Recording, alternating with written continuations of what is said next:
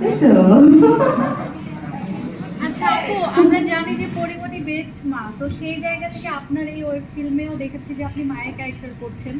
তো ডিরেক্টরও বললো যে উনি এমন একজন চাচ্ছিল যে মায়ের এর আগে মা হয়েছে, তো সেই জায়গা থেকে আপনার রিয়েল লাইফ আর রিল লাইফ এই দুটো আসলে কেমন ছিল একটু যদি বলতেন। আম, আমি শুধু একটা জিনিস বলতে চাই যে আমার কোনো বাউন্ডারি ছিল না যে লুক লাইক এরকম হতে হবে, তোমাকে মোটা হতে হবে, চিকন হতে হবে, সত্যির মতো সত্যি এরকম দেখতে ওরকম দেখতে। কিন্তু আমি একটা জিনিস খুব বিশ্বাস করছিলাম নিজে নিজে, যে আমার প্রেগনেন্সির যে জার্নিটা যেভাবে আমাকে দেখতে লেগেছিল সেভাবে সত্যিকেও দেখতে লাগবে।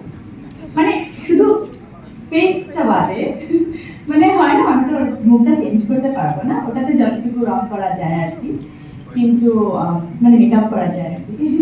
তো আর বাকিটা প্রেগনেন্সির সময় আমাকে যেভাবে দেখতে লাগছিল আমি ওটাকেই বেশি মানে আমার দিক থেকে বেশি গুরুত্ব দিচ্ছিলাম, মানে দেখতে এরকম লাগো, বাট ক্যারেক্টারটা সত্যি।